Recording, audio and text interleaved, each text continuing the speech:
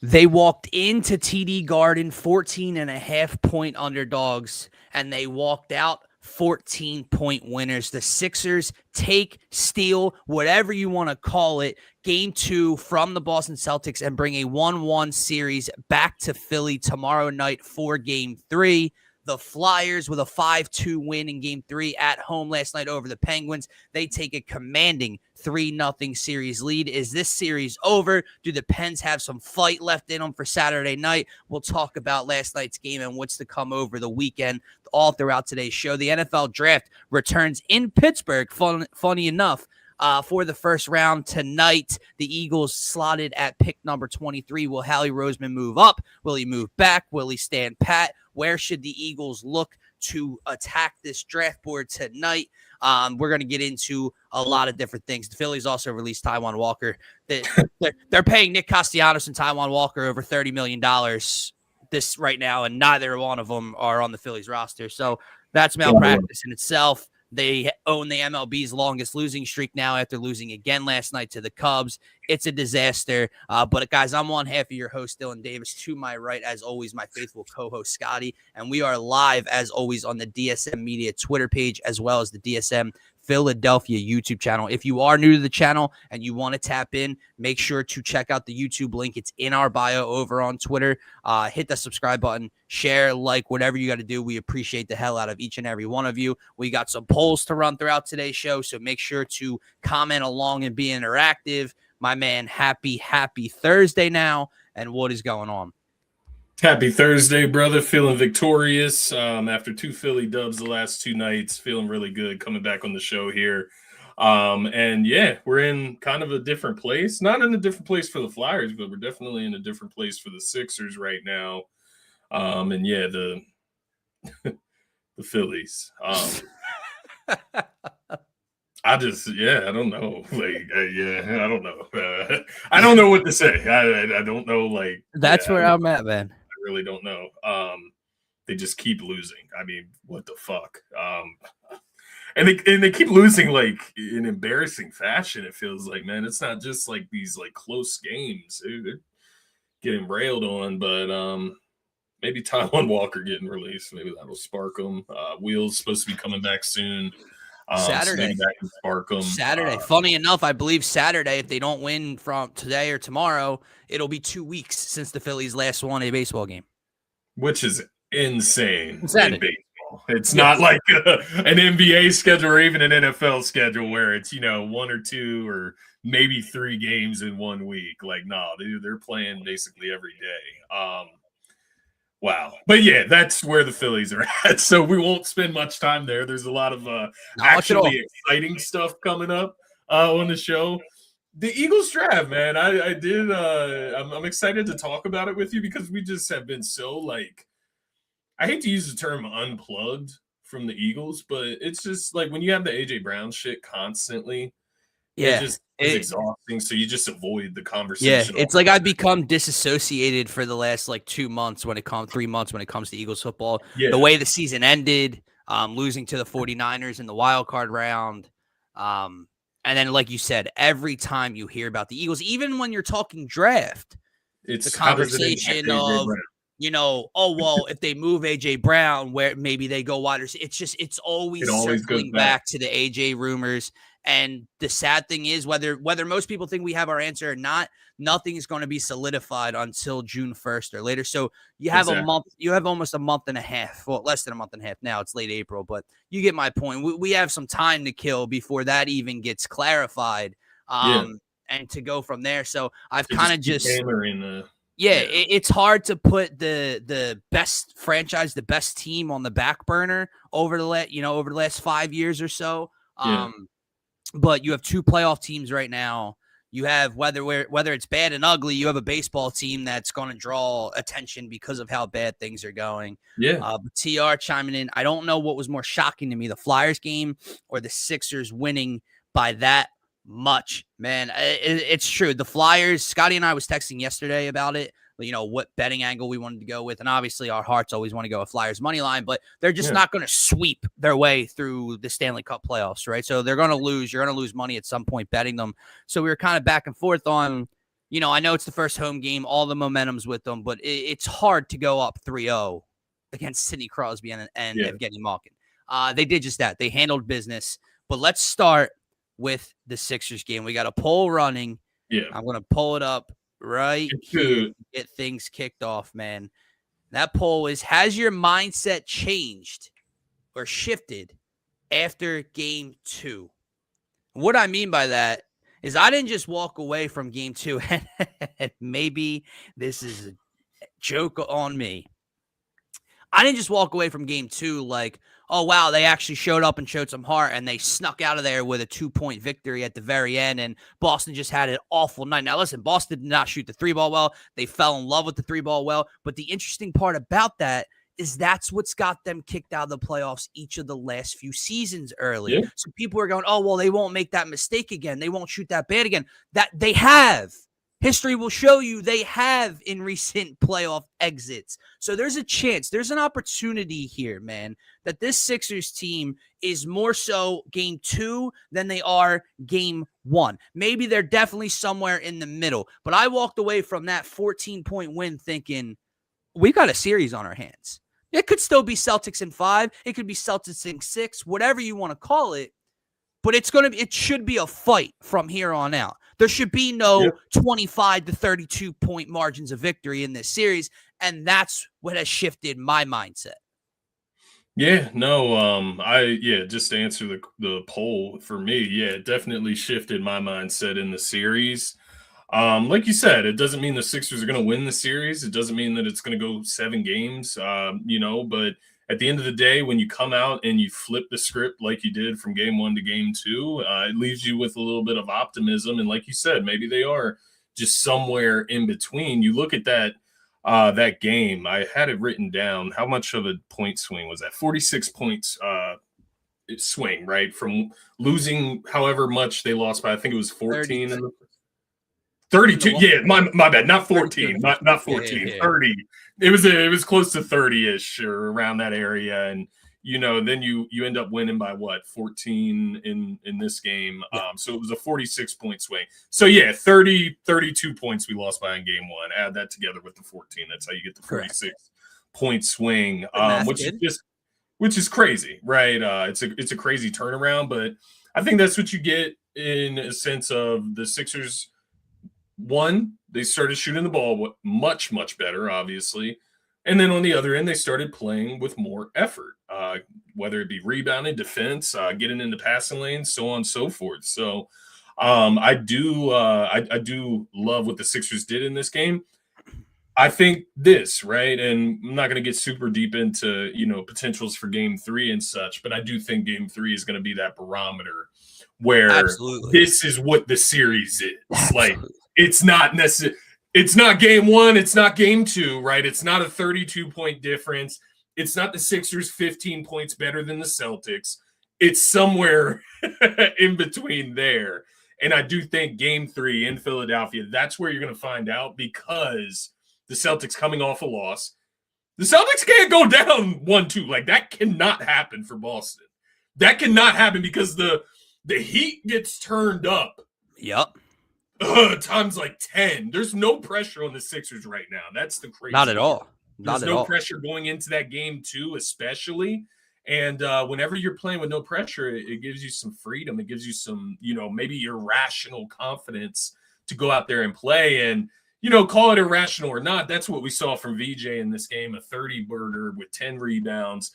The first player since Tim Duncan, the first rookie since Tim Duncan to have 30 points and 10 rebounds in a playoff game. Crazy. There's normally a viewer, there's normally a commenter throughout the show that has a lot to say about the 3rd overall pick. He's the first guard to do so since Magic Johnson. So we've had Dwayne Wade comparisons. We've had Magic Johnson. We've got the Tim Duncan accolades out here. I mean, this kid is special. That's what it comes down to. All that being said, though, one more thing. Yeah. One more thing. And this is the last thing I'll say about game 3, because I know we got tomorrow to talk about game 3, and we got tomorrow to talk about game 4 for Flyers. Joel Embiid, a game time decision tomorrow. Wait, really? I don't know if you saw that before we got on here. Yeah, I was No. on Twitter before. I wanted to break it to you in case you didn't see it on the show. Embiid is a No. game time decision for tomorrow's game. Shut the fuck up. Philadelphia. Game time decision. That's real. I'll have to go find this at some point. It's real, bro. Look, I know that it's been 2 weeks today since the appendectomy. Yeah. And that's the timeline is like 2 to 3 weeks. I think my whole issue with the initial timeline was two things. A, can the Sixers hold up at all? Oh, it's on the app. It's on the app. A, can the Sixers hold up at all without him in the meantime, which I didn't think was going to be possible in a Boston series. And then B, okay, it's 2 to 3 weeks for a normal-sized human being that doesn't play in the National Basketball Association. Yeah. It could be you and I sitting at a desk that takes 2 to 3 weeks to fully recover. How does a 7-foot, 280 center that has to go and take elbows and bodies into that area and jump and block shots? I don't know that that's 2 weeks. But from the rumor, you could be getting closer than we initially thought. And that's all I'm getting at. Yeah. Closer. We're closer. Yeah, and that's exciting, man. But to TR's point, I want to jump back because he had started by saying they got PG going early, and they did. Yeah. And then Maxey, not a great shooting percentage, 11 for 28. You don't want to see 28 attempts on 29 points. But the closer that Maxey brought out in game 2 with the back-to-back threes, and then the N1 layup and telling the crowd on the bench to go the fuck home, and then dropping some silly white kid on his ass at the end of the game. Disgusting, bro. He touched I love that. My God. He kissed his ankles. But the closer in Maxey, the starter in PG, and throughout it all, you had a rookie not just steady the waters, but just answer over and over again. 6 for 10 from 3, 4 O boards. Yeah. The transition buckets where it looks like he shot out of a cannon. The no fear, man. They want to sink down. They want to drop down into the paint and let him shoot. He said, don't let me do that. Do not let me do that. I'm not going to shoot 60% every night, but don't let me do that because I have the capability to shoot 60% on any given night. And that's what he did in Boston. The wink. He did it in the game, and then he winked at PG when they brought up the Tim Duncan numbers at the end. This kid doesn't care, bro. He does not care. And that is an X factor. It is. Just deep inside a person that doesn't know the losing ways of the Sixers, doesn't know the losing ways of the Celtics in the playoffs against them, right? Maxey's been here. Other guys have been here losing to Boston for some time now. He doesn't know that. Yeah. So to go walk into TD Garden after getting bent over your father's knee in game 1, like we were mentioning, to respond in that way, it was fucking special. Like, that was a special performance, and it couldn't come at a better time because we're spending Tuesday afternoon saying, what's Porter Martone in NBA, like as an NBA reference? Exactly. Has he had, like, it's only been like 3 or 4 weeks, but is he more impactful? Has he had a better year on the Flyers than VJ has? And, your mind, and he got on the board last night. We're going to talk about that. He had an assist in another game last night. So just points. But VJ answers right away. After we're mentioning the comparison there. So the no fear, the 20 attempts. Yeah. It was special. Yeah, no, it was special. You mentioned moments in this game. There were a ton of moments in this game, not only from VJ, but across the board. But VJ was special in this one, man. And it's kind of what we discussed, before the series started. And you've seen it over the first 2 games in reality. And that's the unpredictability of a VJ Edgecombe. Yeah. You just don't know. You don't know what his ceiling is in the postseason. Maybe 30 points and 10 rebounds is the ceiling. Maybe it's 35 and 10. I don't know. Who are we to box him in yet? And it goes the other way as well. We don't know what his basement performance is either. It was that game 1 where he was, kind of bad shooting, but still 16 points, hit the rebounding hard, still got involved in other ways. If that's his basement, that's not the worst, right? Like, that's not that bad. So I think, just the ability, like he looks like he's going to be a star, man. I think that's my biggest takeaway. I think when you listen to Jaylen Brown talk about him after this game and his high praise for VJ Edgecombe, it just leads me to thinking they're going to switch up their whole game plan to an extent, right? To an extent. They're still going to put a lot of attention on Maxey. Absolutely, but that's a fantastic fucking point. And maybe that comes immediately in game 3. Maybe they sit back and go, okay, real quick. Let's see you do it again. Let's see you do this consistently, right? But if that is the case, if he was really able with that performance to draw out Joe Mazzulla and that defense and make them think twice about what they're doing to Tyrese, now maybe Tyrese doesn't shoot 11 for 20. Look, he's got to shoot much better. He's missing open threes. He's missing floaters. He's not finishing by the rim. Maybe he wants a foul. Maybe he's not getting the calls. I don't know. He's got 28 attempts or 29 attempts or 29 points on 28 attempts, excuse me, is not it. But the way he was able to... He does have the finger injury. Just give him a little bit of leeway. Like, he does have the finger injury, and I noticed specifically when he's gathering the ball, it can get a little messy. Different. Seems like it impacts him at certain points in the game. But to your point, you want to be a number one in this league. You got to step up in your numbers. But Scotty, 5 for 12 from 3, right? That's the difference. That is what we asked for, though. Yeah. The attempts, the aggressiveness from there. And I think that's what you and I were saying. How did they win this game? It wasn't just Paul George being effective early. It wasn't Maxey closing out the deal. And it wasn't just VJ carrying the load. They're somewhere in the middle, right? They're not going to shoot 4 for 28 from 3 again. You would hope, knock on wood. They also shot 19 of 39. They shot damn near 50% from 3 as a team. Grimes was 2 for 3. Edwards was 1 for 2. Drummond knocked in a 3 off the bench. Kelly hit 2, one of which late in the game, which was huge. They shot lights out from 3. Boston had a very poor shooting night from 3, and they fell in love with it again. So that's what we're kind of saying. It's somewhere in the middle for these two teams, but that gives us a series. And that's all we were asking for, especially if the big fella is looming in the shadows right now, waiting to possibly return, to be competitive, to have a chance on a nightly basis.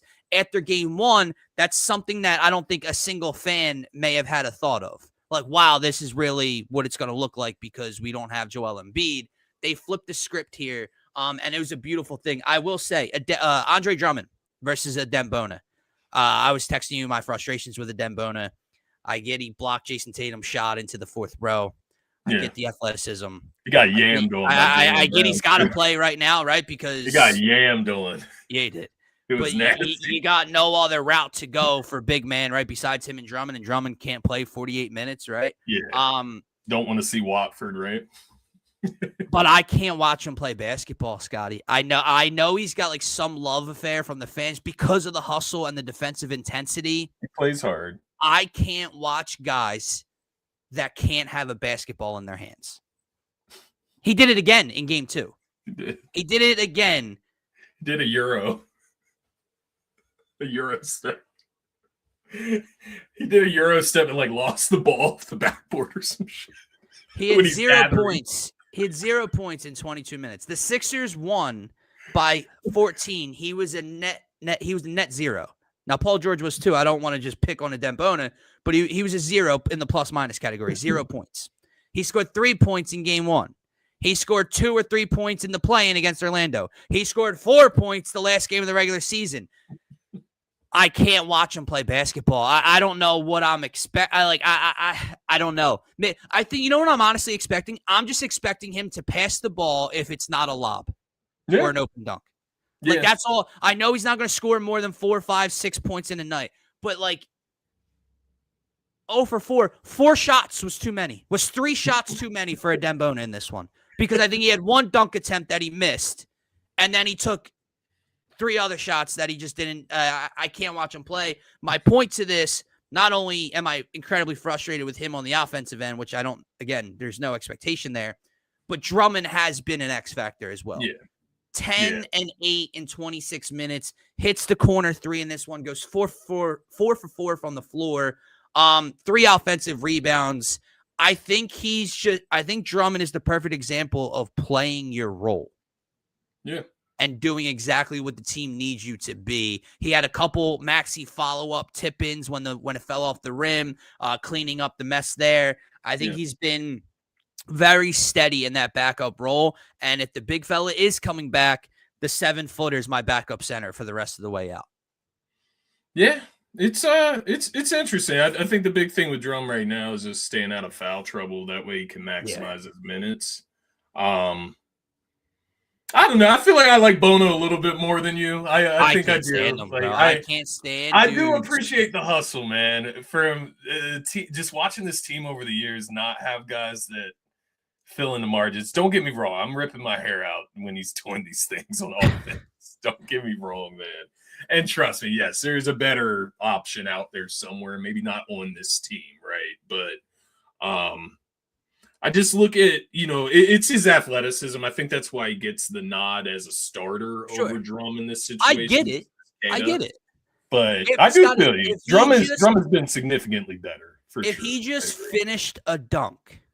Yeah, it is that simple. I wouldn't have a problem with him. It is that simple. I do agree. I think, 3 of his attempts had to have been a dunk. I think all 4 came within 3 feet of the rim. You shot 0 for 4. Finish. 2 games in a row now. 2 games in a row. He's gotten the ball out in transition and hasn't passed it to a guard or a wing and came away with a missed layup and an offensive foul in those 2 plays. Yeah. No, you are right. You are right. I'm not going to argue with you there. No. Yeah. I don't know. He does some good things defensively, but the offense is atrocious. Yeah. Anyway, what a win. What a game. Yeah. What a bounce back. What a fight. And tomorrow night and this weekend just got a whole hell of a lot more interesting because after game 1, man, I think you and I were kind of on the similar page of, well, let's see what the Flyers can do, right? Let's see if the Flyers can make some noise and get into the second round and see what they do there. And the Sixers basically said, like, hold on, like, not yet. When you look that lost in a game 1, I mean, it is. It's hard to believe, but that's just what the Sixers. It's kind of what they've been all season, man. Just a little bit of inconsistent, right? Like that's kind of what it's been like. There's times where Max and VJ go for 80 points against the Minnesota T-Wolves, who are the 2 seed in the West at the time, or 3 seed, whatever it was at that time. And then the next week they're losing to the Charlotte Hornets, getting blown out by 40. So it was that kind of season. That's what happens when you have injuries, guys in and out of the lineup. You just have to hope. And that is my one, just like the most minor concern is bringing Embiid back after you have a performance like that. But at the same time, on the other end of the scope, it is a boost when you bring Embiid back. Something that did cross my mind, man. Like, is there a world where you just bring him back slowly? Like maybe he just plays 15, 20 minutes, or do you just I don't know. At that point? I would just wait, I think, at that point, because to me, what if that 15 to 20 minutes eliminates a Dembona minutes? No, that's a very fair fucking point. I think it would be more so of an us problem instead of like a team problem. I think because once he's out there, and then it's like, okay, let's say he played 18 minutes and that's his number, and there's 6 minutes to go, and they're keeping him on the bench, but he's played well. We're going to be pulling our hair out. Why can't he? Yeah, right. Like put him back out there. To me, I think it's one of 2 things. Like this, wherever your appendix is, I don't know. It's probably maybe bad on me. Don't know where it is down here. Wherever it is, that's either healed or not. So if it's healed, and he's keeping himself in shape, he's good, or it's not healed and he shouldn't take contact to that area at all. I feel like it's a pain tolerance thing. I really do. Because I'm just thinking of the area, like I don't know either if it's like in the front part of your abdomen or if it's in your back. Find out. I believe it's abdomen. I believe it's the front part, so. But I could be wrong. Where is your appendix? It feels like it would be like a stretching, like flexibility, pain tolerance type of thing. I don't think you're gonna, the appendix just isn't there anymore. So it's not like you're gonna. No, you don't need. It's very tiny. The appendix is a small finger-shaped pouch located in the lower right side of the abdomen. It is attached to the large intestine. Interesting. Often begins around the belly button and moves down to the lower right side. Interesting. Okay, so the right side specifically. Interesting. Just sit down here. All right. It said 2 to 3 weeks, right? Like that was the time frame. Like you said, for a regular human being, this is a 7'2", 300-pounder. Like it is different, but I don't know, man. I saw his son was at the practice facility. Like his wife posted a picture, and it was his son just got done working out with dad, and they were at the Sixers practice facility. That was last week, I believe, going into game 1. Or maybe it was early this week. I could be wrong. Stop getting me excited, bro. Stop getting me excited. That was like the first big step, was getting him back in the practice facility. Then we see him on the sidelines for game 1 in Boston. Now he is a game time decision for tomorrow. We'll see, man. I think that would be a huge boost for me, Dylan, because it's everything, bro. I did look at this game. I looked at this game too, and like you said earlier, we shot like 49% from the 3. It was 19 for 39. Boston shot 10 more threes than us, made like 10 less, which is just like, how often is that going to happen? First of all, obviously. Boston did out-rebound us. They had more assists. They had more points in the paint in this game, obviously. So a lot of those things, like, that's what I mean by game 3, is that real barometer, because you're going to fall somewhere in between what you got in game 1 and game 2. And Embiid would just give me a little bit more confidence that we would fall a little bit closer towards game 2. See, that's funny. That's funny, man, because here comes the delusional cap. I'm so far past a little bit more confidence. Like if Joel Embiid's playing basketball and not just out there running through the motions because he's trying to get his footing, like Joel Embiid comes back and is capable of doing anything he wants on a basketball floor every day, I'll go to battle every night with this team. Like you just know you're gonna get like the unconditioned Joel, and that's what I guess that's what tapers my like confidence to just say like we will win this series if Joel returns. It could be like a minutes restriction type of thing is what I could see, and just having him back is like the boost in itself. Maybe it's only I know this hasn't mattered in previous playoff series against Boston. This is a common theme we've talked about with just the names on Boston's bench and the role players they have that always frustrate us. But you get him back, and you compiled a list in this series of the top 6, 7, 8 players. Yeah. Derek White's played like shit, by the way. How many are Sixers this series? How many are Sixers of the top 7 players in the series? So I mean Tatum, Brown. They're going to be in the tops. Yeah, I'd lock those two in. It's going to be Maxey in the tops. It's going to be Embiid in the tops.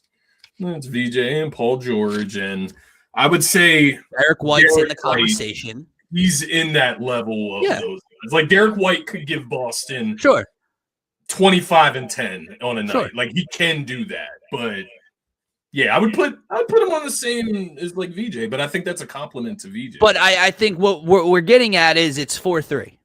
Regardless if Derek White's playing like shit or not, he's in the conversation for them. He has to be. Unless you're going to say, oh, I'd rather Peyton Pritchard. Or can Oubre be better than fucking Sam Hauser? Can he be better than a Peyton Pritchard? Is that the question we're asking ourselves? But like you said, that is often the question that we are asking ourselves when we're playing these type of teams, because who was it that killed us against New York? It was the fucking Josh Harts of the world, right? Well, and oh my God, who's the two? Miles McBride. It just makes everything off the bench, right? Like it's always those guys. And that's the other thing from game 2. We did get Jaylen Brown's best shot. You did? Him to make 5-6 threes in that game. 5 or 12, 36 points. 36, 40 points. Like that is an elite Jaylen Brown game. That's an elite Jaylen Brown performance that just kind of got subsided. Look, I 1000% agree with you. We kind of started out the show by saying game 1, blowout. Game 2, we win by 14. even without Embiid, it should be somewhere in here, right? Somewhere in this landscape. With Embiid, maybe it's here, whatever, right? Yeah. The reason I have a little bit extra confidence, even without Embiid, because no, the Sixers aren't going to shoot 19 for 39 again. Right. Maybe ever. But when you're a team like Boston, who's built around, like Boston's built around that, mind you, like Boston shoots 40 plus threes a night. Yeah, they rely on it. If there was no example out there that they struggle like that and that can cost them a season, I would say, oh, well, that's not going to happen again. It's why they got bounced by the New York Knicks last year. It's why they've gotten bounced by the Miami Heat twice in the last 4 years or 5, whatever it was. Yeah. They continue to let it fly. And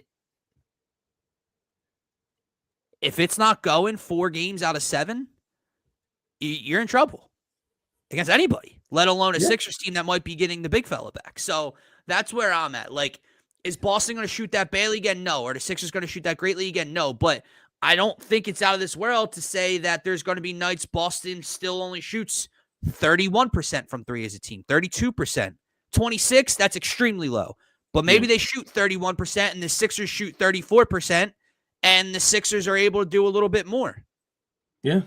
And I think, you look at the Sixers that played those first 2 games in Boston, you go back home, you have to hope that the Kelly Oubre's, the Quentin Grimes, the Andre Drummonds, that they can play even better. The Dominic Barlow's, so on and so forth. At the home floor, that's who it's supposed to impact the most, the role players. And we saw guys like Bailey Shireman. It feels like he never fucking misses and gets a bunch of offensive rebounds and shit. So just have to hope that the Sixers can come out with the same energy.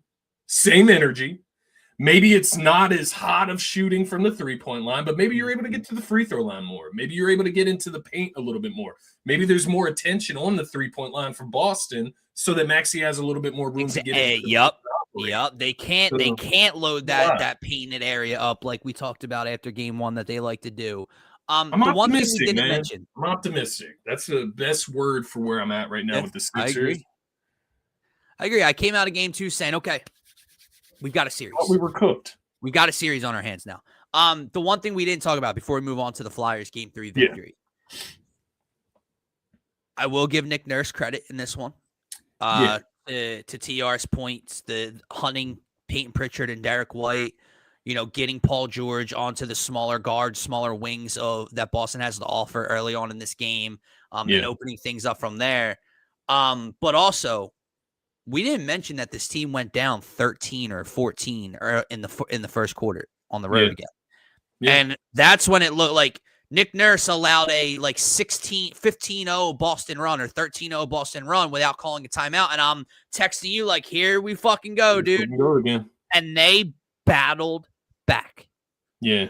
They responded with an 8 or 10-0 run themselves. And the first quarter ended 28-25 when I believe it was 26-13 Boston halfway through it or something. So, the Justin Edwards was a good nod as well. Yeah. Once again, I've been on the fences about Justin Edwards and what I think of him, but he was big in this game, man. Came up with some huge rebounds, hit a couple, at least 1 3. I won't say a couple. I would have to look at the numbers. He did. He went 1 for 2. I just remember some crucial rebounds, and every bucket that we get from these bench guys is a huge bucket. So he only had 5 points in 22 minutes. It's a huge fucking 5 points against the Boston Celtics, man. That's what it comes down to. Same thing with Quentin Grimes. Q-Dot, it was 21 minutes, only 6 shots, only 3 3-point attempts. Yeah. He pushed it, though. Yeah. 2 for 3 from the 3-point. Are you surprised that there's no Trendon Watford in the series so far? No, because he would be a defensive liability. He lacks athleticism, and I think he would get, I think he would get picked on. I really do. All right. Yeah, I was kind of a little higher on him, but I see what his weakness is. It's athleticism, it's defense. He's an interesting character because he's a forward that can set up their offense, can handle the ball and bring the ball across the floor for them at the 3 or 4. When he's open, he is willing to shoot the 3, and he can shoot the 3. I don't know what his percentage was on the year, but he can shoot open threes. Yeah. He's slow. He might not be Georges Niang slow, but he's slow. And against Boston, that might get you killed. Yeah. That's it, because it's Tatum and it's Brown, right? Those are your biggest worries when you're going against Boston.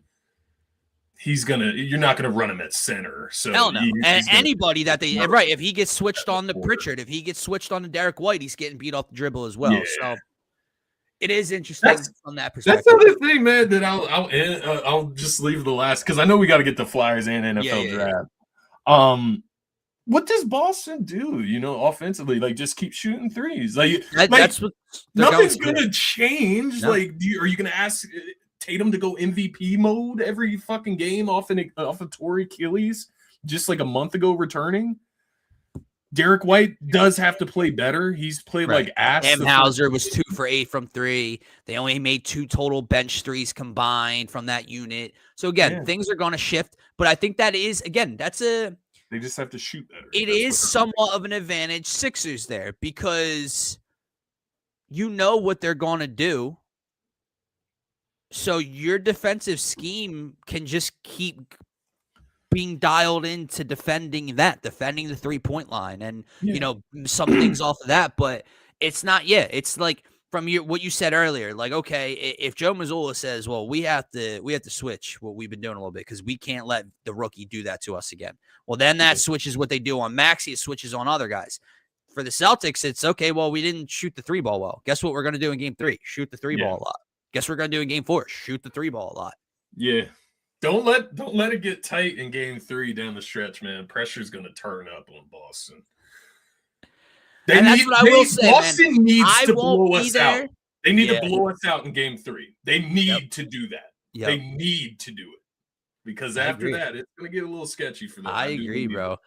I won't be there, so this is kind of like I'm throwing the weight onto the rest of the fan base. Why am I not pulling my own weight? We could have got these tickets last weekend for like $20-$30 bucks. Now they're on Ticketmaster. The lowest get-in price is like $150 before fees. Like, you're talking back in the hundreds of dollars to go, because it's a 1-1 series. If they would have came 0-2, $13. Yeah, it would be cheap as hell. Yeah, exactly. But they made it a series. But I will say, please don't let Boston fans take over this. Please, that is such a good point. It's different than New York. It's further up. It's 5-6 hours away. Whatever, that they don't travel. Maybe they don't get down here as well together. But like, I don't need that shit, bro. Like, we flipped the script in game 2. Joel game time decision, or maybe for game 4. I don't need Green in that arena on the broadcast chanting over Sixers fans. It's no. Yeah, I can't listen to that. So let's get down there and show out. Yep, let's do it, man. Speaking of showing out, you see that sea of orange last night? It was beautiful, man. Orange is such a beautiful sight. Orange is such a beautiful color. I'm glad to see the Flyers back in the prominent spot of the city, because I love orange, man. I love the Flyers colors, and it was a sold out Xfinity Mobile Arena with just almost 30,000 orange t-shirts and sweaters floating around. 5-2. 5-2. They go down 1-0 early. Evgeny, did Malkin bury it was Malkin. It was the power play, but they get on the penalty kill early, and that's just something you didn't want to see. Pittsburgh came out hot. They were firing. I think to start the game after that power play goal, I think it was 10-4 Pittsburgh in the shot category. And you're like, okay, the Flyers have to figure something out. First period ends 1-0, weren't doing much offensively. And the style that the Flyers have played over the last month or two, the style they played in the first 2 games in Pittsburgh, it's one thing to take an early lead and then play that physical, slow, defensive-minded type of hockey. You get down 1-0, first home game in 8 years, you got to figure out a way to put together something on offense. Boy, did they. Because in the second period, they come out and score 3 goals, and it all changes. All fucking changed when those referees couldn't figure out what the fuck to do yet again. There are Pittsburgh fans. Pittsburgh radio is blowing up complaining about referees. They tried to put in the Penguins tried to put in a request to speak with like supervisors or something because of the Crosby embellishment call last night. Yeah. It was his first embellishment call in his entire career. They don't really call that in the NHL. They're pissed off about that, right? Oh, something crazy's happening. All right, so let's take it back before that Zegras goal. So Travis Konecny does what Travis Konecny does. Does that elbow get up there a little bit? Did he throw a little elbow on Brandon Rust? Yeah, I think the elbow got. I think he was instigating Brandon Rust. Here's the problem. Brandon Rust then turned into a grizzly bear. That's good. That's good. Who punched Travis Konecny in the face 82 times, ripped his helmet off, was gouging his eyes with his glove, was slamming his head in the ice. The refs get in between them. He's throwing punches past referees' faces. Yeah. And the rest of the four other guys for each teams are kind of just, holding each other and pushing a little bit. How the fuck does that end up 5 guys in the box for each team? What did everybody else do on the ice to warrant a penalty? The refs lost complete control, but ultimately kind of get it right because what Russ did was extra. Flyers get a penalty. That place is exploding. And my God, Trevor Zegras buries one with this much room by the post, ties it 1-1, and they never, ever looked back from there. Rasmus Ristolainen, dirty. Sealer, who is not an offensive defenseman whatsoever, buries one at the top of the point. Never, ever looked back. It felt unreal. On top of it, Scotty, shots were tied 29-29. Hits were 44-27 Philadelphia. They did more of the same. Dan Vladar, spectacular. Defense, blocking shots, spectacular. They won damn near 60% of the faceoffs dropped last night. Spectacular. It started slow. They went down 1-0, but the crowd got engaged through the fight again, and the Flyers took control, and they have a controlling 3-0 lead. Yes, sir. You hit the nail on the head, man. I didn't even know Philly had a hockey team. Well, now you know, Mr. McGinty. But no, I thought, first of all, I think Russ is a pussy. I think they're all, bro. I hate all of them, but I have to say that on here. Like, just, to do all of that. And then TK was trying to drop the gloves with him, and he's just skating away. Exactly. That's my thing. Like, drop the gloves and shoot the fair ones. That's what grown men do when they fight. They shoot the fair ones. Not while one guy's on the ground and you're standing over them. Stand up, face to face, mano a mano, and square on. That's all I'll say about that. I just wanted to call that out. I thought that was extremely pussy.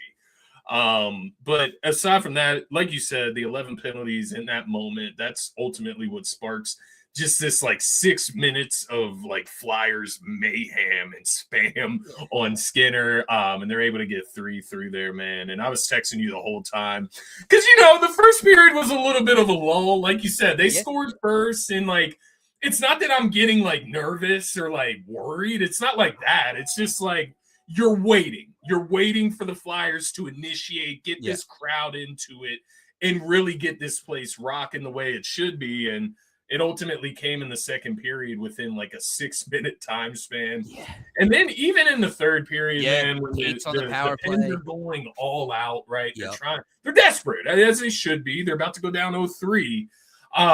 You go down and you just take all the nerves out of it, right? And you do what you need to do, which is get that extra goal cushion after they do come back up 3-2, I think it was, with the Carlson goal. And then I think you get your last one with Tippett in the open net. Yeah. But no, it was just another, like, I won't say wire to wire. They were down in the first period, right? And my bad, Pittsburgh. I'm getting my series confused here. I got the Penguins colors, and I'm thinking like Boston Bruins as well. Bruins, it's all getting mixed up in there. But no, I'm not going to say wire to wire because they led the first period, but it just, once again, it felt like dominating in their own style. It's not domination, but within their style and the way the Flyers want to play, they once again executed the game plan perfectly. Yep. And yeah. Now what? Yes, they did, man. And that's the so far, one of the biggest difference makers that we talked about heading into game one, just by the numbers, was what the Flyers do to you 5-on-5. They weren't good on the power play since the Olympic break. They weren't good on the penalty kill since the Olympic break. But 5-on-5, they were top 2 or 3 in the NHL on shots against, giving up shots on goal, right? And they pack it in, they block shots, they're physical. Vladar doesn't face a ton, and he's stellar. The difference so far in this series is on top of the 5-on-5 domination.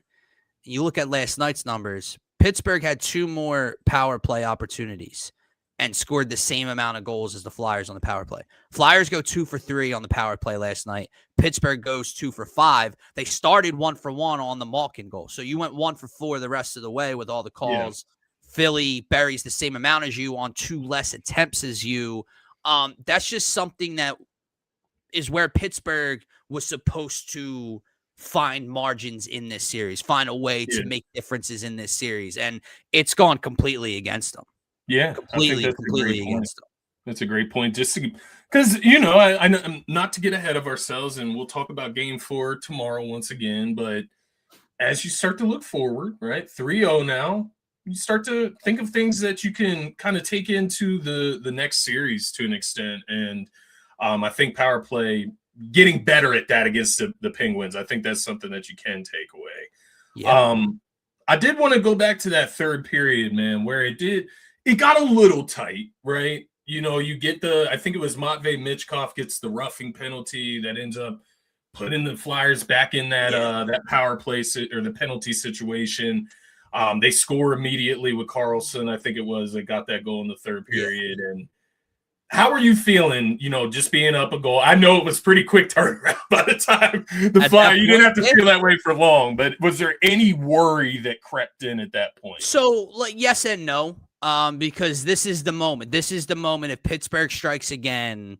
You had a 3-1 lead in the third period, self-inflicted, because a lot of extracurricular stuff happened. To say that Michkov deserved it is crazy. He didn't throw a punch, he didn't do anything like that, but he did come in from behind and just grab someone around the neck that wasn't engaging with him. So they give him the call. I think it was his second penalty last night as well. Yeah. Because it could have changed all the momentum in the building and the series potentially. Yeah. But man, when I tell you, Dan Vladar, you say the name and I would have laughed at you in the beginning of the season. There's just a calmness, a coolness, any Pittsburgh rush, anytime they're just in the zone, power, it just feels like he's a brick wall. And that's where, the fear, the worry didn't totally creep in, because it's he's saving almost everything. Again, he gave up 2 goals. Both goals are shorthanded. They're 5-on. The Flyers are down a man. So, he's been that good. I will say he was a little banged up last night. What was that all about? Was his hand? Did his hand get? Yeah, his hand, I guess his glove got taken off by a leg or something. So I guess his hand got hit, kicked, stepped on, whatever, hit with a stick. I don't know. It brought the glove off. Thank God he did what they were talking about on the broadcast. He did what he did instead of putting his hand down on the ice, and who the fuck knows what happens. You put your hand down on the open ice. He kind of kept it under here and fell down, and you stop the play once that happens. But the crazy thing is they got another shot attempt. Yeah. When he was down, and I think Crosby hit the side of the net or shot it wide or something, and then they I think that would have counted. Even though if they would have reviewed it, okay, he's down, he didn't blow the whistle. So if they tie it there, I don't know how you call a goal back in that situation. Did that go out of play? Did the puck go out of play? No, they finally, I think they had saw his gloves off it. Once equipment, right? Once equipment comes off of a goaltender, a glove, a helmet, a strap breaks back here and the helmet's loose, they blow it dead because pucks. I think his skate broke. Am I tripping on that? Yeah, his skate did break with this one as well. A lot of shit, dude. I will say a lot of broken sticks. To move on, we'll talk game 4 tomorrow along with the Sixers game 3. But it's a beautiful thing being able to laugh at how bad the referees have been and still have a 3-0 series lead. Still be Because I winning. just want to throw it out there. Like these refs have been so bad. The game starts with a puck in on Skinner that he never covered up. It's on the side of the net. And they blow the play dead because the ref's out of position and didn't get there inside. The puck is sitting on the side of the net. It's never covered. They blow the play dead. Can't happen. Look, you got Crosby for embellishment. He did get hit with the stick. Definitely fucking embellished it, whatever you want to call it. Then they hit Mitchkov with embellishment when he got cross-checked from. He didn't know he was about to get hit. How'd he embellish it, dickhead? Yeah. The last thing, the Sealer cross-check on Crosby has been the craziest penalty the entire series. Because even Sid the Kid didn't respond to he took a little. He did this right. Sidney Crosby didn't even move. Like he didn't. His back didn't give in. He didn't fall. He didn't turn around and do something to see it. Like you wouldn't have known he got touched if they didn't blow a whistle. And they called cross checking on it, dude. That they have been so fucking bad in this series. The power plays are one-sided every game, and it does not simply matter. Yeah, but I missed this. My bad, TR. Where you worried? Yeah, I mean, let's call it what it is.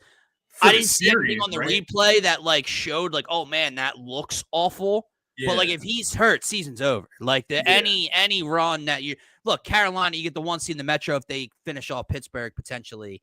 And assuming Carolina finishes off the Senators. It's an uphill battle. The Flyers again on the road, going to be underdogs in basically every game. But you never know. But you lose Vladar, and I mean, God knows. So once he was doing this out there, and the trainers were out, I was like, oh shit, oh no, not the Sixers. Not the way Sixers. He pulled his arm, it was like, could it be like wrist? Could it be broken hand or something? Like I don't know. Yeah. Like, you never know what could have happened in this scrums. But no, I agree, man. But glad he's okay.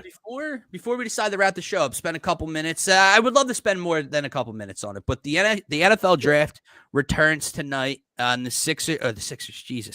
Eagles hold the 23rd overall pick.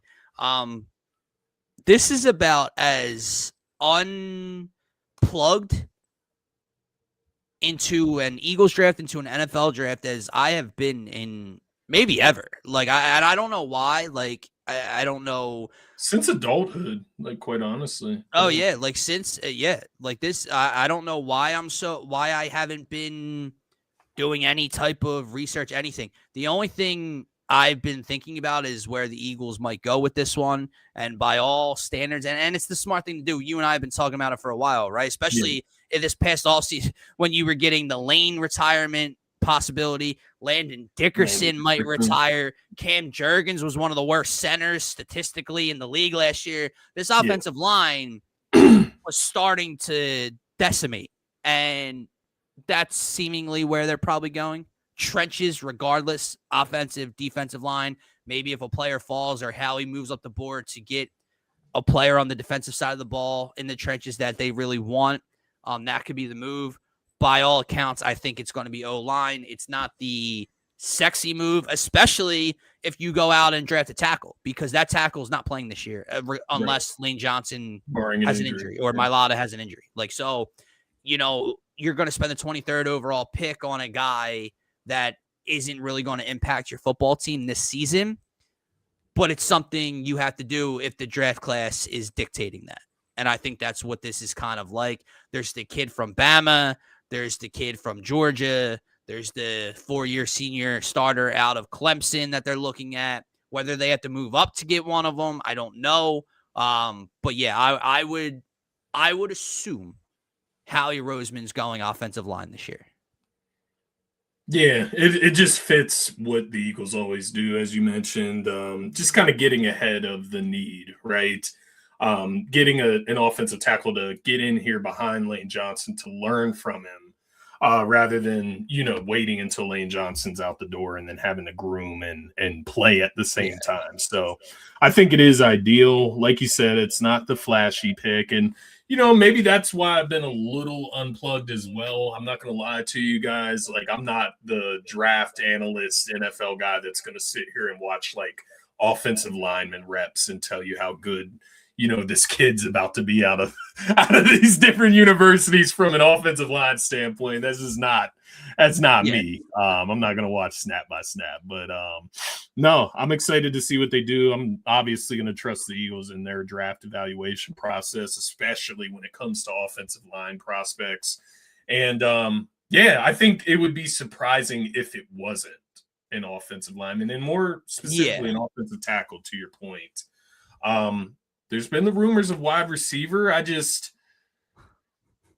And to your point about unplugged, that's why. I mean, A.J. Brown is why I've been unplugged from the Eagles this offseason since the season ended in such disgusting fashion, is because even with draft talk immediately following it, just like I just did myself, because it is fair at that point. I do get it. If the Eagles move on from A.J. June 1st, they're going to need somebody or a group of guys to basically fulfill his role in that void in that wide receiver room.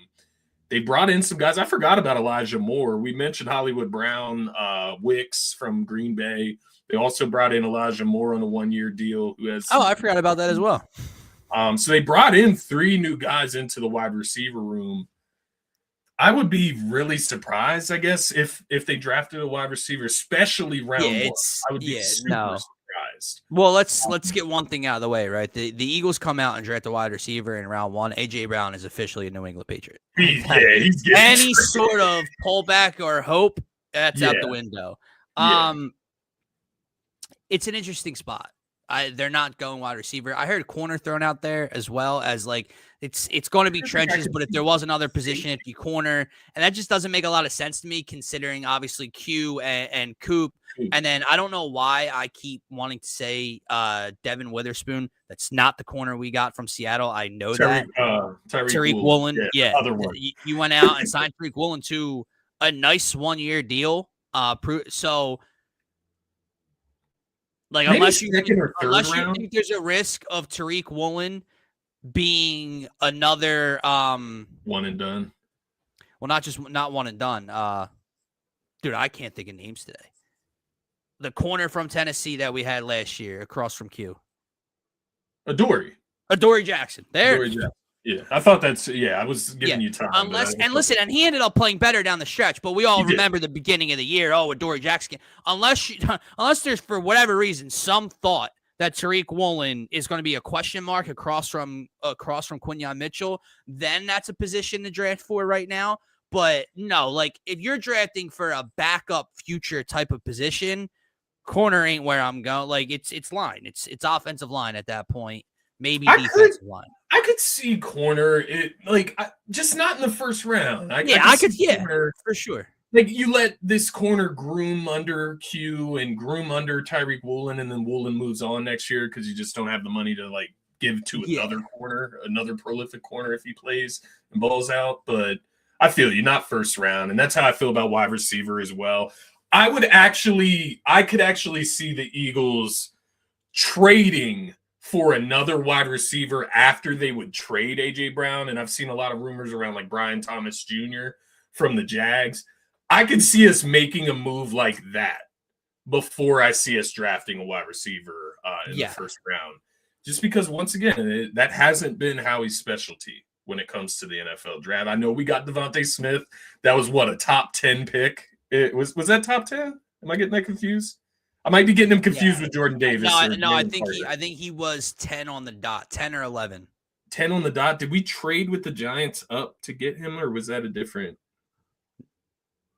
No, it wasn't trade with the Giants. It was either we were the pick above the Giants or we traded into the pick above the Giants. Because I just remember Giants fans live streaming the draft night, and they were very unhappy that the Eagles took Devontae Smith. The point being, Smitty was a fucking Heisman Trophy winner. It's hard to miss on a guy like that, right? I think that's a little different. I could see the Eagles going out and trying to get a younger vet wide receiver to pair with Smitty if possible, but we'll see, man. Tight end is something that got kind of thrown in the back burners, I guess, with Goddard being back. Right?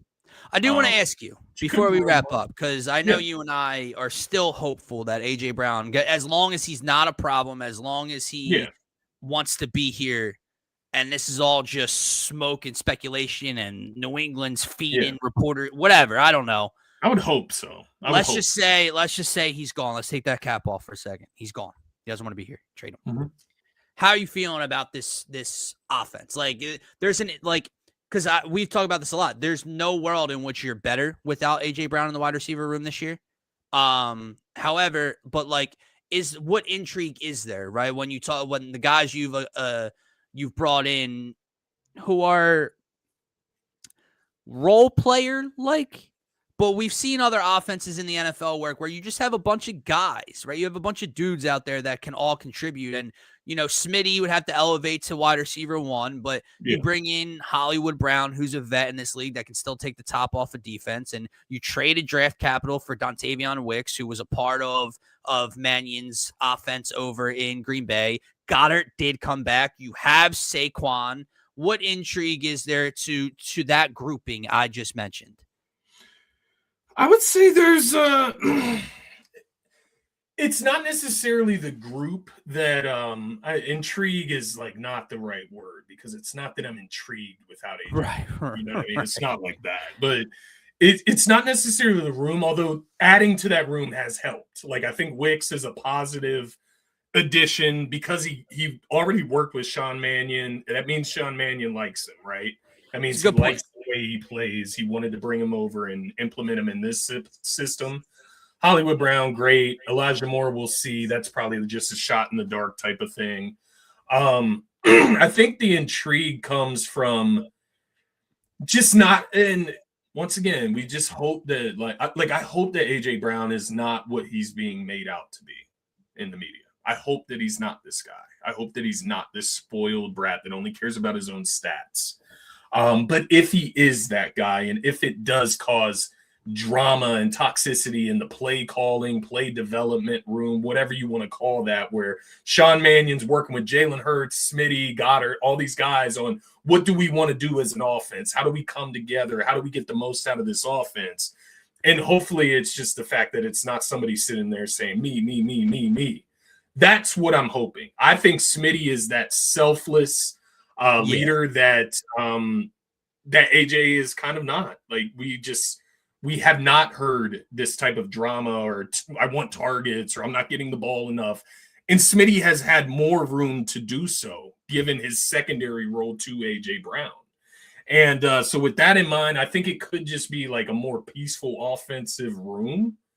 There's part of me that wonders if maybe it's Nick Sirianni and AJ. I mean, maybe that's the clash. Maybe it's not Jalen Hurts and AJ. Maybe it's Sirianni and the game plan and like the play design. Maybe that's sure. And all that goes back to right. All that goes back to is you don't really blame AJ for that, because we argue for the same things, but there's a way you go about it. You sent me a Twitter thread that was made all the way back from the night he was drafted or traded here on draft night, of all the things AJ Brown has done. And just the one thing I've grown tired of, more so than the pouting, the public, complaining, anything, is the dude when he gets snippy with fans, snippy with reporters, acting like they're pulling shit out of thin air.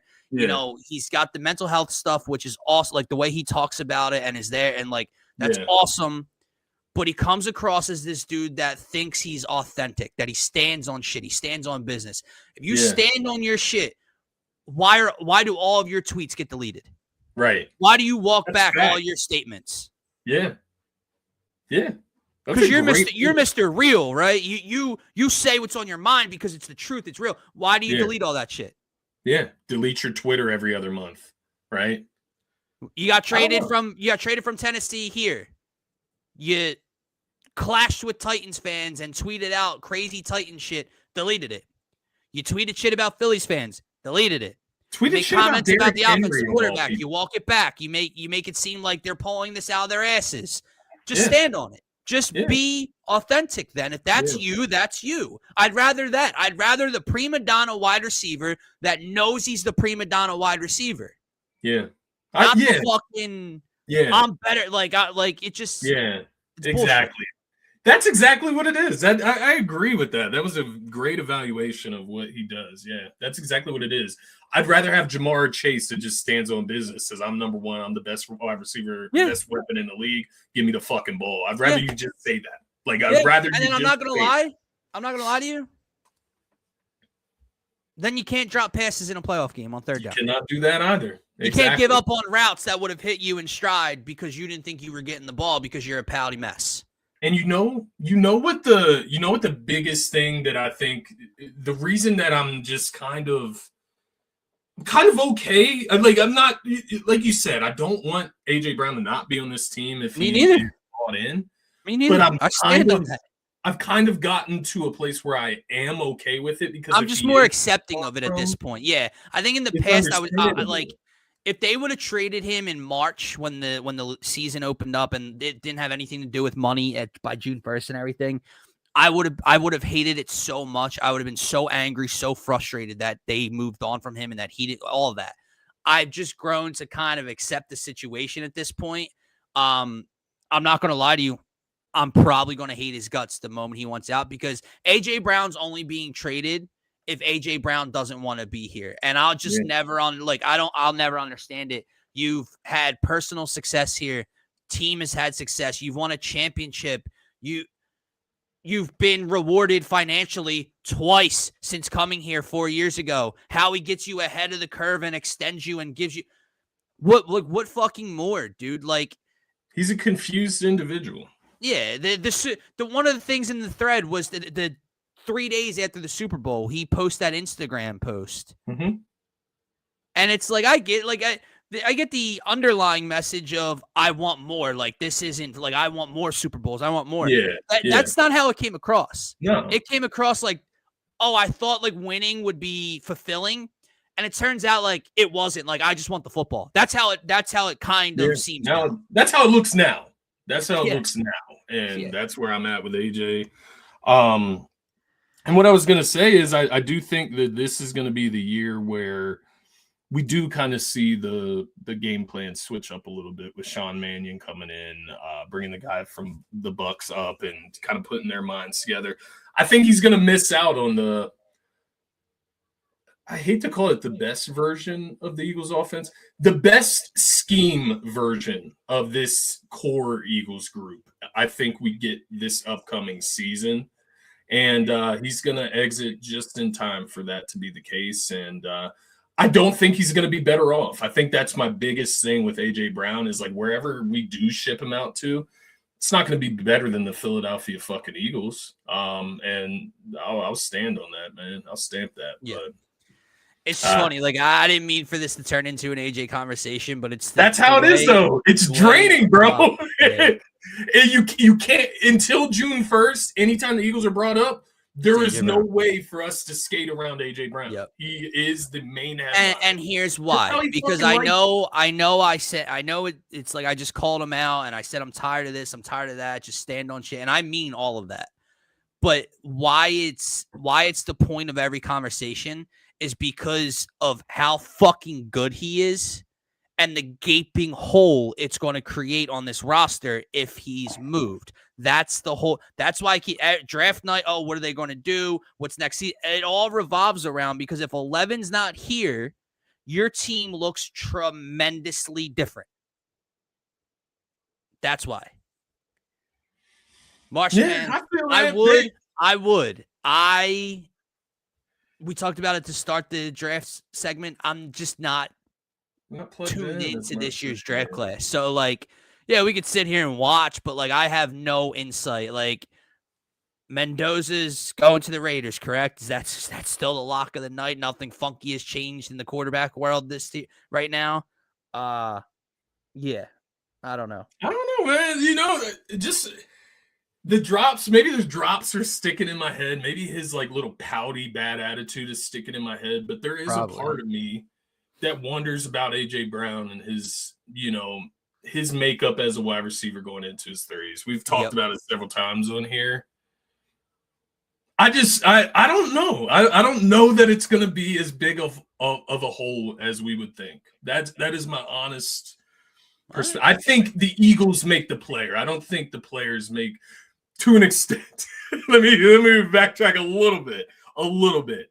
But I do think the Eagles have a great organization. I think they brought the right guys in the last. I agree. There's a reason Saquon didn't run for 2K in New York or come close to 2K in New York. Now listen, that's Saquon. I'm not. AJ came here and got all pro wide receiver. I think that's something. Look, I think that's something that was obviously missing last year, and the drastic drop off from 2,000 yards and all the moments in the playoffs to last year. That's something that Mannion and Grizzard have to figure out this year, and it shouldn't be fucking brain and rocket science to get it done. Is okay. To your point, you lose AJ, the wide receiver room clearly takes a hit. But teams don't just have a Saquon Barkley in the backfield. Right. There's a few running backs on the same tier as Saquon Barkley. Christian McCaffrey, Bijan Robinson, Jahmyr Gibbs, right? He's in the top 4 group, right? Yeah. Well, you can base an offense around 26. You did it 2 years ago. Yeah, you can. The offensive line gets healthy, and you go from there. The receiver room will look different without 11 in it, but that offense can still be very, very good. And I think Smitty could show us a lot more. I do think with more opportunity, he can show us more. But yeah, with all due respect to A.J. Brown, it's not to say he's not a big part of this team or something like that. No, God, they would have to organize and maneuver and develop. Yeah, the problem with A.J. Brown is he doesn't realize how big of a piece he is on this team. That's what's been lost, because if he's not getting the ball and the numbers don't say so, he's losing. He's missing the story. The story is you're A.J. Brown. You're so good when you're on the right side of the field. All that gravity and space and attention you take is why Saquon can run for 2,000 yards here as well. It's why Smitty can go for 1,000. It's why Goddard can go for 1,000, etc. AJ's mindset is, well, I can't be important because I'm not getting the ball enough. Yeah. It's weird. He's in his own head. That's what it comes down to, and it seems like it's been that way for quite a while. Yeah. He genuinely seems like a very confused individual. Even in that thread you mentioned on Twitter that just captured like every toxic moment he's had since joining Philadelphia. The most recent contract extension, he said, "I can't wait to retire an Eagle."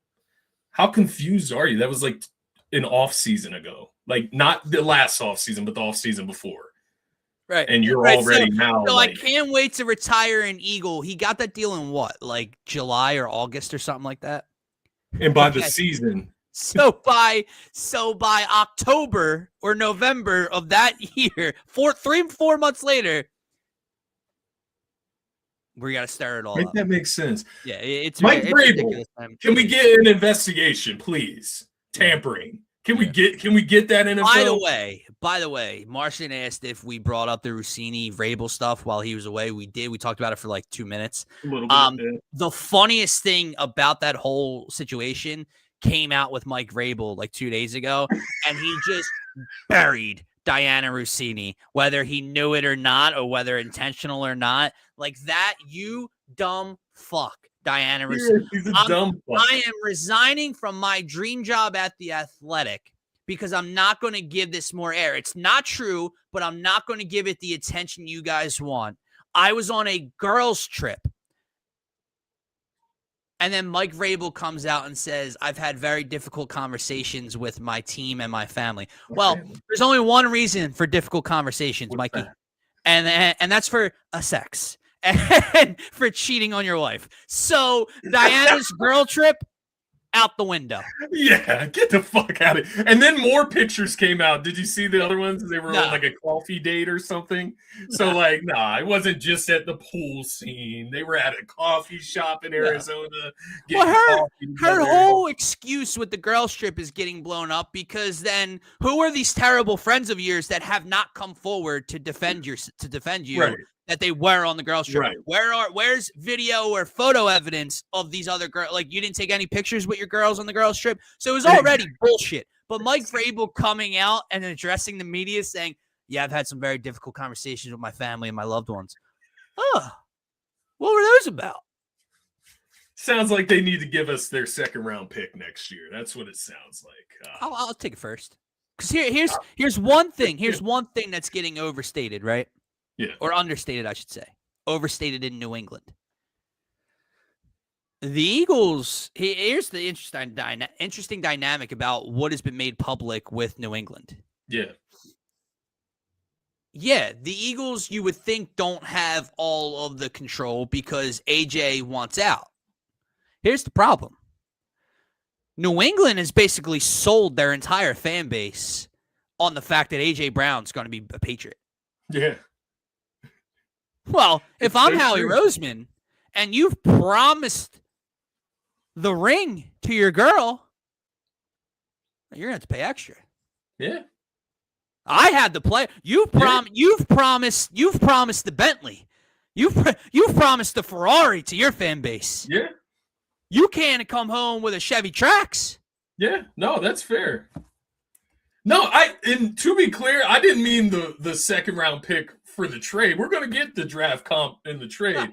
I'm talking about the tampering, whatever you want to call it, penalty that they should receive is giving us their draft pick next year, because that's bullshit that we've had this fucking tumultuous, like, half of a fucking year of AJ Brown. It's been longer than that, of AJ Brown, Diana Rossini rumors. Yo, by the way, like, let me say that too before we wrap up. Like, what a shit person she is as well. Like, forget, like, on top of like all the clips that are resurfacing of like her talking about her husband and like why she doesn't like why he's never been seen or posted, because she doesn't date. What did she say? She's not married to a special or like an attractive of a person. He's just average. So why would I post average? Like, oh. This all couldn't have happened to a better person, to a better woman. Exactly. She's a disgusting, like, human being, to say the least. And her husband's an Eagles fan too. So we're here with you. We're here for you, brother. I don't know if Mr. Rossini, maybe she took his last. I'm not sure on that, but I don't know. Maybe she's always been Rossini. Who knows? Maybe she didn't take his last name. I don't know. Yeah, typically people that are in that, like, not celeb, but you know what I mean. Yeah, Spotlight, she kept her name, last name. But. Oh, that was fun. A little drama, a little TMZ on the end of the show. Shredfest. I like it. Martian, who you got the Eagles picking tonight? We going offensive line? I know you missed the segment earlier, man. Just put it in the comments. We're going to get out of here. It's been an hour. Everybody watching, if you are new to the channel, make sure to check us out. Follow us on Twitter at DSM_media. You can check us out on TikTok too. We got more content being posted over there. Scotty and I are going to we're trying new things with the stream. You see the polls, you see the comments. But to get more engagement over to the YouTube, because that's what we're trying to build, obviously. We might be going live on TikTok. Like, one of us is live from the DSM account as we're live on the show. So just trying new things out. You can follow us on TikTok for that content as well. But most importantly, subscribe to the YouTube channel if you haven't already. If you're watching on Twitter and you don't, it's in the link. The link's in our link tree. Quick button. Thanks. Appreciate you. If you're a Flyers fan, a Phillies fan, Sixers, Eagles, whatever, make sure to continue to reach out. Martian says, I like O-line. Don't know who, but in the trenches. Agreed. I think that's where its mind is. It's not going to be the sexy pick. It might not be an impact player in 2026, but you're going to need this player when Lane Johnson decides to kick the can. Well, not kick the can down the road, pick up the can and end the road. Yes, married, sir. I think. So he did. So congrats to Lane.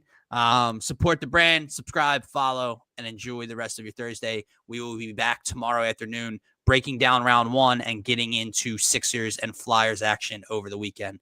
Peace out, everybody. Go Flyers. Go Sixers.